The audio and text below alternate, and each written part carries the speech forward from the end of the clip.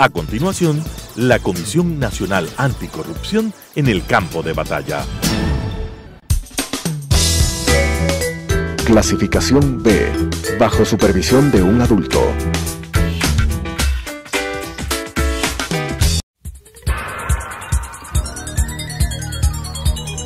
Las opiniones vertidas en este espacio por la producción y dirección del programa son de exclusiva responsabilidad de sus autores y de quienes intervienen en ellos.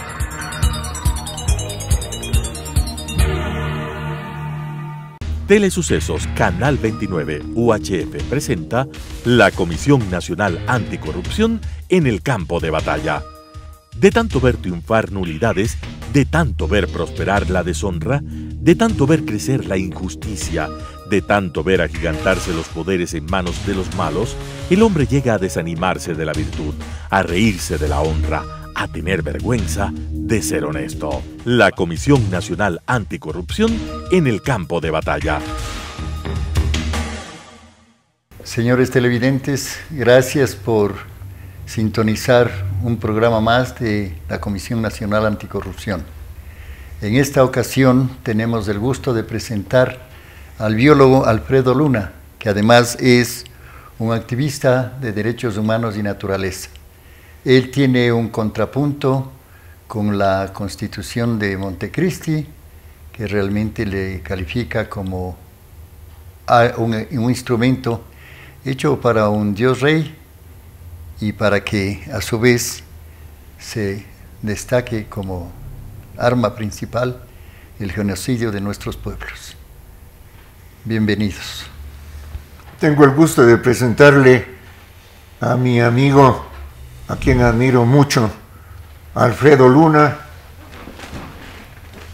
por su valor, no solo como biólogo, ya le vamos a preguntar qué le pasó como biólogo y medioambientalista, sino sobre todo por una lucha incansable por los pueblos indios y por los oprimidos. Desde hace, Desde hace 20, 30 años. Entonces realmente es de esos ecuatorianos que nos honran. Ahora le dejo la palabra a mi amigo Antonio.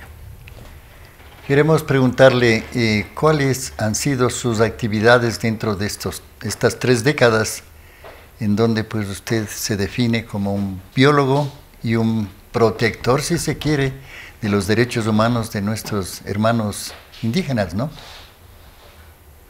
En primera instancia yo quiero agradecer por permitirme ante las cámaras y todas las personas de los ecuatorianos poder expresar lo que uno ha hecho en su vida. Soy biólogo de profesión, fui un investigador científico. Durante muchos años tuve el gusto de recorrer y conocer todo mi país, el Ecuador, tanto costa, oriente, sierra y la sección de Galápagos, siempre con el objetivo primordial de preservar la naturaleza, el medio ambiente, pero eso ligado muy directamente con los pueblos y nacionalidades indígenas y también afroecuatorianos, porque la verdad, un ecosistema vive cuando es en armonía todos juntos. Si eso no existe, no puede desaparecer el otro. ¿Sí? O sea, esa cadena no puede ser rota, como decimos los biólogos, la cadena trófica no puede desaparecer. Los invertebrados, los peces, los vertebrados, los mamíferos, las aves, y después está en la cadena el ser humano. Si se rompe uno de esos, desaparece. Que te interrumpe, en la cadena del ser humano casi desapareces vos. ¿Cómo fue tu accidente? Bueno, yo trabajaba como investigador en un proyecto que se llamaba RAP, con Conservación Internacional.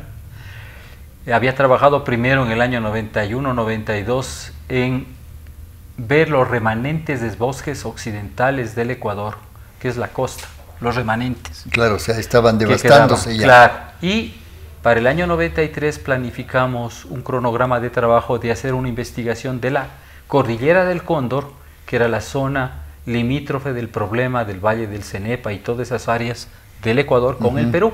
Así es. Para eso pudimos programar un proyecto con las Fuerzas Armadas, con el respaldo, en esa época era ministro el general Gallardo, José Gallardo Román, con un una patriota, visión muy amplia. Un hombre patriota, con una visión muy amplia, un hombre honesto y pensando decente. de hacer un parque binacional ahí y también en la zona de Arenillas y también como ya hemos trabajado en la zona de Manglar Alto y la isla Santay. Ya. Esa fue la programación.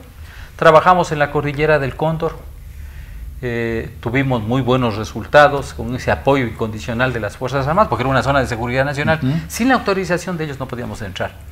Esto era conformado con un equipo, como dice Raves, una evaluación rápida, con grandes técnicos como Ted Parker, un ornitólogo que identificaba más de 3.500 aves por el canto. Ya. Grababa las canciones de las aves, identificaba por canciones a las aves. Trabajaba en Cornell, y el otro también, el famoso Al Gentry, botánico, que escribió el libro de las especies de Sudamérica. ¿Y cómo sobrevino el accidente? Salimos de ahí y un grupo fue por tierra, íbamos a Arenillas, a la otra parte de la investigación. Y otro grupo salimos a Guayaquil. Teníamos programado hacer una investigación después en la zona. Entonces, fuimos a ver unos vehículos y aprovechamos, estando ahí, la oportunidad de hacer un sobrevuelo sobre la zona de Manglar Alto, Molleturo y la isla Santay. Hicimos el sobrevuelo, pero penosamente no culminó nunca porque la avioneta sufrió el accidente, se cayó. Y claro, ahí fallecieron las 4 personas, subsistí yo, otra persona también y otra persona. Y esas son las consecuencias de que uno no ve lo que va a pasar, ¿no? Claro, nadie sabe. Nuestro objetivo era preservar, hacer algo para conservar este pobre país de lo que quedaba. Y fallecieron 4 grandes investigadores, ¿no? ¿Y te salvaste tú? Sí, me salvé yo, salí de ahí. Maltrecho. Estuve más de 26 horas botado en la zona de ahí. Me sacaron unos chicos, Freddy y el hermano, unos cazadores. Fui llevado primero a la clínica Guayaquil, no me atendieron porque no tenía plata. No hablaba bien, tenía problemas las cosas.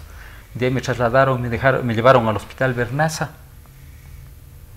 Entiendo que se le destrozó la cara y el cuerpo. Sí, tuve grandes lesiones.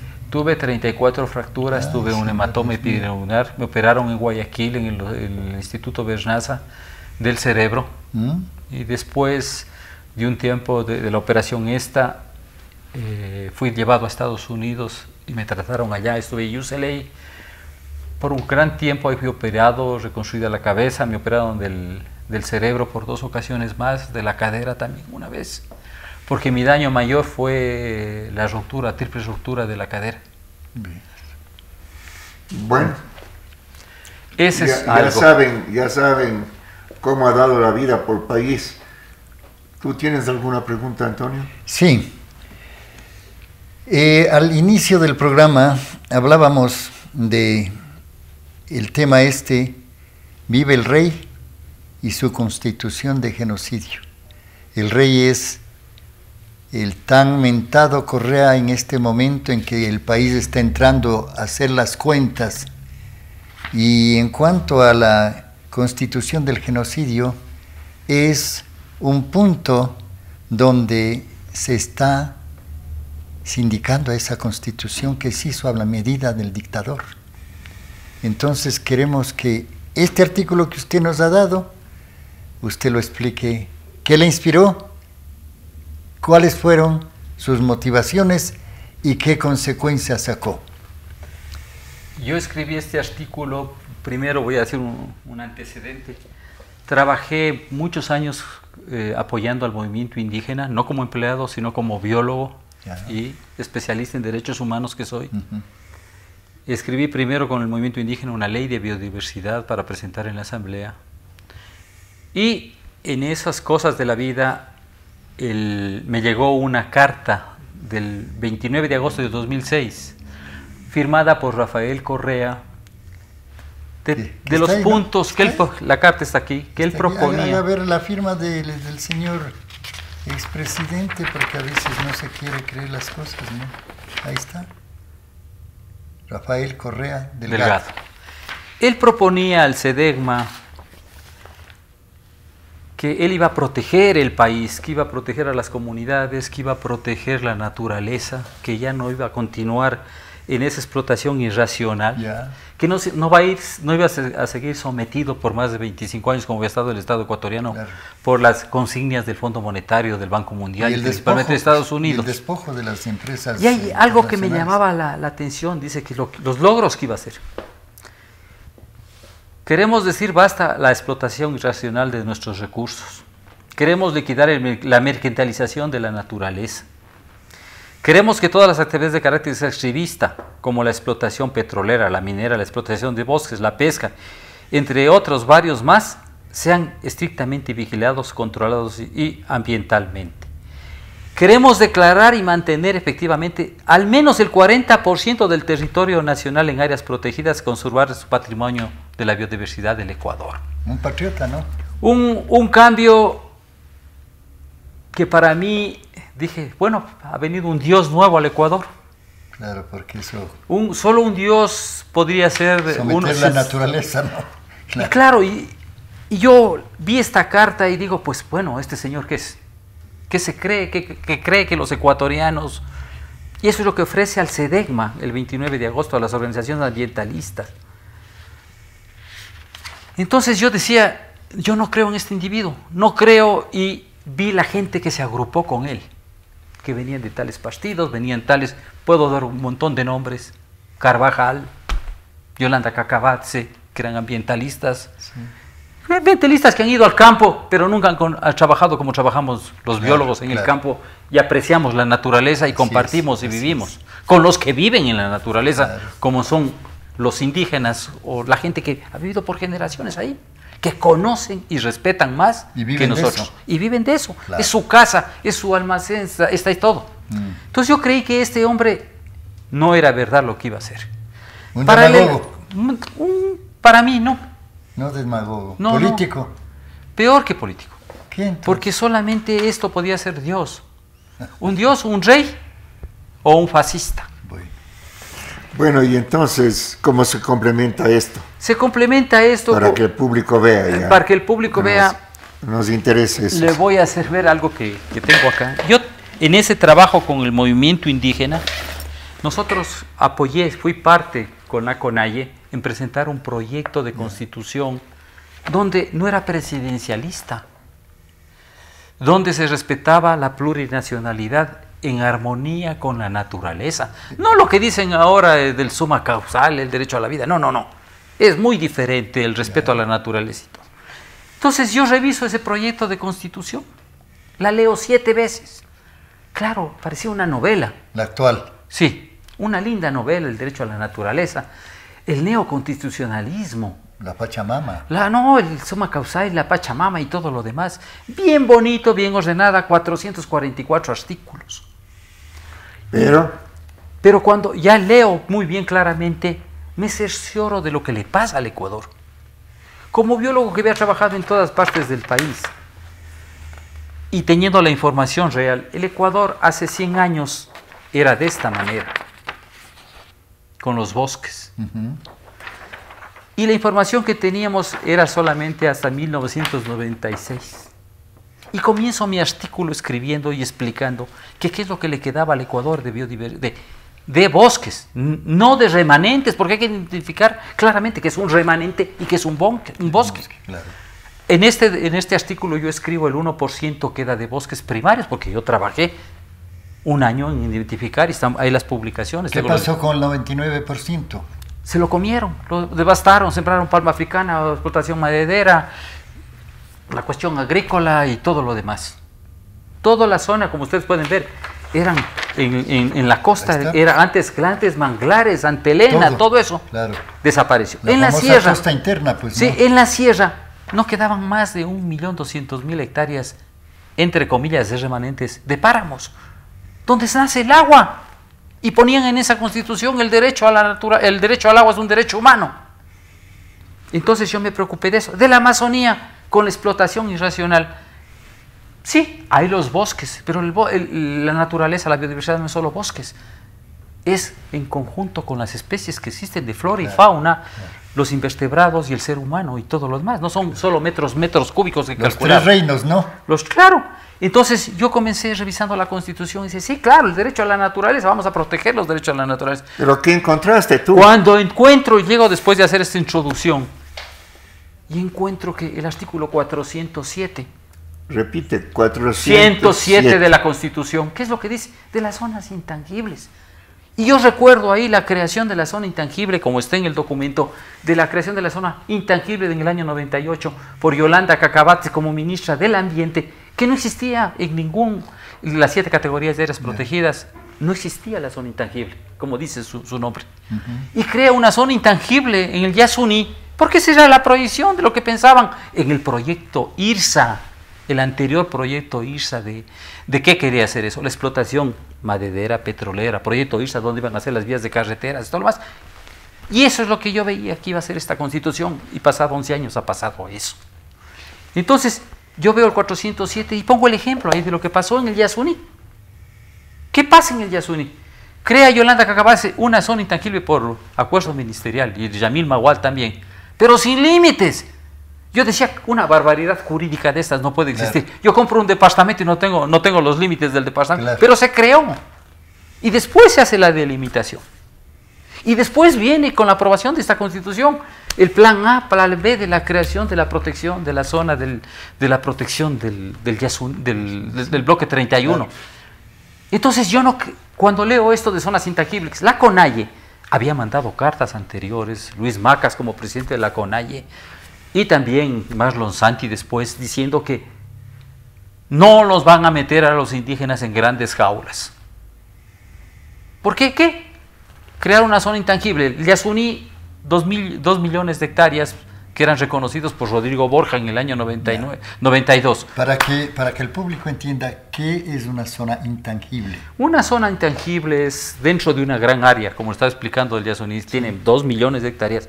Cogieron y pusieron 600.000 hectáreas y aquí van a vivir los pueblos indígenas, los Guaurani y los 4 pueblos en aislamiento que existen, Tagaere, Taromenani, Iguini y Onaminani, y los 32 pueblos de los Guauranis. Yeah. Entonces dijeron, en la zona intangible van a vivir ellos. O sea, cuando uno ha trabajado en el Yasuní y en la Amazonía y sabe que los pueblos en aislamiento voluntario, los pueblos libres, como les decimos nosotros, ellos no están sentados como nosotros en una casa, dentro en la casa de uno que sale de la casa a la oficina. No, ellos son seminómadas, claro, su naturaleza, viven de un lugar a otro. Claro. Y es identificado que iban a los lugares donde ellos son los mejores ecologistas. Claro. Entonces cuando yo veo este 407, digo, ¿qué va a pasar esto con los manes? Esta es una metida de mano del presidente de la República y todos los asambleístas. Y yo le escribí el artículo y lo leí en la Flaxu para los compañeros de la CONAIE, antes de que se apruebe esta Constitución. Y yo digo otro artículo que es gravísimo y que se lo debe, y si quieren lo podemos analizar claramente, es el 313. De las cuestiones estratégicas públicas y privadas son propiedad del Estado. El Estado manejará todo eso. Y ahí está la biodiversidad, el agua, los recursos no renovables, todas las cosas. La biodiversidad es todo. Bueno, atención al tiempo, mi querido, sí, Alfredo. Tú escribes esa carta y ¿cómo te castigan? Me han hecho la vida imposible. Detalla un poco. Un poco, yo voy a demostrar algo. Yo, cuando tuve el accidente aéreo, trabajaba con esta organización que se llama Conservación Internacional. Tenía una póliza de seguro de accidentes no de vida, que tenía 2 componentes, uno de atención médica y uno para indemnización de invalidez. Yo estoy calificado como discapacitado porque no puedo andar largo, tengo dañado mis caderas, soy sordo del oído. Y tengo reconstruido con placas mi cara. ¿Sí? Yo reclamo a Conservación Internacional que me hagan valer la póliza. El presidente, claro, de Conservación me aceptó eso. Y el señor pasó el tiempo y de ahí dijo que no.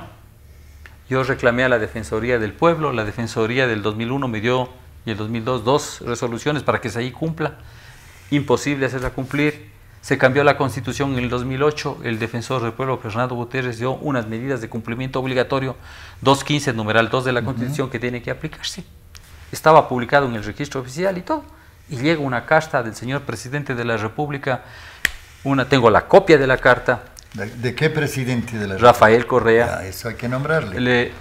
Donde le manda esta carta Harrison Ford, el autor de Indiana Jones, que es el vicepresidente de esta organización Conservación Internacional, donde le dice que le manda un gran comitiva para hablar con él y que había hablado por teléfono con él. Él le corre traslado, le firma la carta y le corre traslado a Gabriela, presidenta del CETESI. Y en 3 días de lo que le llega a ella, le restablecen todas las cosas al... ¿Qué Gabriela? Era presidenta del CETESI, se me fue el apellido en este momento. Bueno, sigamos porque hay poco tiempo. Sí, del CETESI, directora del CETESI, también con copia al canciller, copia al defensor del pueblo. El defensor del pueblo no acepta que se quite las medidas de cumplimiento, porque era una cosa constitucional. Claro. Ya habían pasado 2 años de que se habían publicado en el registro oficial las medidas de cumplimiento obligatorio. ¿Y qué decía la resolución? Que si CEI no cumple, tendría que abandonar el país y salir del país. Pero lo que la Cancillería también dio un informe, y donde dice que CEI estaba legalmente hasta el año 2006. Del 2006 en adelante no tenía firmado un convenio para estar en el Ecuador y su permanencia. Rafael Correa le manda esto a Gabriela Rosero, creo que es. Yeah. Y ella en 3 días le manda a CEI que está arreglado el problema. Mientras tanto, a mí el mismo CETESI me seguía diciendo que se iba a salir del país. Y hasta la presente fecha no pudo hacerme reparar. Vino el nuevo defensor del pueblo, no llegó el doctor Ramiro Rivadeneira, el defensor del pueblo, y en un cerrar de ojos, en un mes, revoca las medidas de cumplimiento obligatorio con una mañosería o una manera alternativa de decir, donde se ha visto que el demandado le escribe y le diga yo ya cumplí, y una aseguradora que ya cumplió y dice me revoca con eso a mí las estas. Pero ¿qué es lo que pasa? Una carta del presidente de la República, ustedes saben cómo era Rafael Correa, sí. Cuando él disponía algo por radio o por televisión en las sabatinas, era terminante la resolución. Claro, me dejaron una cosa gravísima. Me discriminaron como discapacitado, me dejaron en la indefensión, y este es un caso de lesa humanidad, porque yo soy una persona de atención prioritaria, artículo 35 de la Constitución, que se debe volar por mis derechos. Ahora estoy presentando mis reclamos al nuevo Consejo de Participación Ciudadana, a la nueva Defensora del Pueblo, para que se haga cumplir esto. O sea que en suma, el señor presidente de la República, Rafael Correa, ordenó que te traten mal. No, ¿no? No que me traten mal. El señor presidente de la República ordenó que se me violen mis derechos humanos. Ya. Que se me deje en la indefensión. Pero es un maltrato de todas maneras. Claro, pues, es una violación de mis derechos humanos. Y el defensor del pueblo, al contrario, peor. Claro. Porque el artículo 100 de la ley de la Defensoría del Pueblo dice que el defensor del pueblo es mi defensor. Claro. El que tiene que hacer valer mis derechos humanos. Y él coge y me quita. ¿Y dónde ha visto usted que algo publicado en el registro oficial no se cumpla? No se cumple, no, después se le revierta. Y mucho más grave, se perdieron documentos. En derecho no se puede. Pues, así es. Claro, regresar. Todas estas cosas amarradas, aunque yo le dije a un individuo rey y genocida. ¿Ya? Y veamos lo que ha pasado en el Yasuní. Yo escribí un artículo, el engaño del Yasuní. ¿Y qué tenía por atrás? Hay que hablar, ¿por qué me dejan a mí en la indefensión? ¿Qué le firma Marcela Guiñaga a Conservación Internacional? Le firma convenios sometiéndonos a las leyes norteamericanas, entregándole la propiedad intelectual de nuestra biodiversidad y todo lo demás. O sea, no es que... Lo grave de esto es que se ha confabulado el genocidio para los pueblos de nuestro Ecuador de todas las diferentes maneras. No solamente de los pueblos en salud, educación, y todo lo demás. Entonces ese Queremos artículo queda muy bien al momento. Al biólogo Alfredo Luna por esta denuncia. Es una más que se une a la cadena de maltrato, pisoteados los derechos humanos y en definitiva pues, hacer ver que en este país no ha habido justicia ni ha habido derecho. Yo le agradezco por su presencia y esperamos que otra vez también nos visite. Damos gracias a los señores televidentes por receptar este programa que es uno más de la Comisión Nacional Anticorrupción, que ante todo quiere poner el equilibrio entre lo que ha pasado y lo que tiene que rescatarse en este país. Muchas gracias. Las opiniones vertidas en este espacio por la producción y dirección del programa son de exclusiva responsabilidad de sus autores y de quienes intervienen en ellos.